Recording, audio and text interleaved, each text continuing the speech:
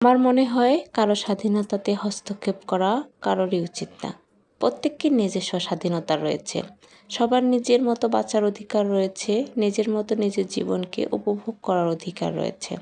নাই বা করলাম অন্যের জীবনে একটু হস্তক্ষেপ, একটু স্পেস দিলাম, সমস্যা কী? যাই হোক, আজকে একটু তেলাপিয়া মাছ দিয়ে পেঁপে আলু রান্না করব। আমি বরাবরই এই খাবারটা প্রায় সময় করে থাকি। আমাকে পেঁপে দিয়ে এই তরকারিটা খেতে সবথেকে বেশি ভালো লাগে। রান্না করতে গেলে সবথেকে বেশি সময় লাগে যেটা করতে, সেটা হচ্ছে জোগাড় করে নিতে। রান্না করতে আসলে খুব বেশি সময় লাগে না, অল্প সময়ের মধ্যেই হয়ে যায়, কিন্তু এই যে জোগাড়ের যে ব্যাপারটা থাকে, এটা না করলে কিন্তু রান্না করতে অনেকটা সময় লেগে যায়।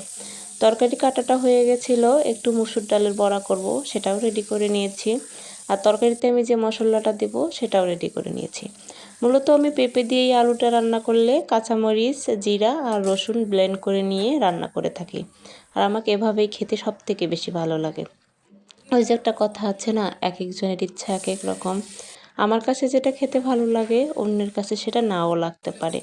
আমি রান্নাবান্না খুব সাধারণভাবে করে থাকি, খুব বেশি মশলা ইউজ করি না, খুব সিম্পলভাবে রান্না করে খেতেই পছন্দ করি। আমাদের বাসায় সবথেকে সাদামাটা খাবার হয়, যেটা আমরা সবথেকে বেশি আনন্দের সহিত খেয়ে থাকি। আপনাদের যেটা পছন্দ সেটা আমার নাও হতে পারে, তবে একটা কথা বলতে পারি, এভাবে পেঁপে রান্না করে খেয়ে দেখতে পারেন, অনেক টেস্ট লেগে থাকে।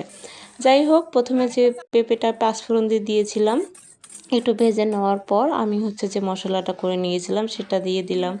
দেওয়ার পরে তো ঝোলের জন্য জল দিয়ে দিলাম। এবার একটু মাছগুলো ছেড়ে দেব, আর জাল করে নিলেই হয়ে গেল। আর সেরকম কিছুই দিতে হবে না, নামানোর আগে সামান্য মশলার গুঁড়া দিলেই তরকারিটা রেডি। অবশ্যই একবার ট্রাই করে দেখতে পারেন, খেতে অসম্ভব পরিমাণ ভালো হয়ে থাকে।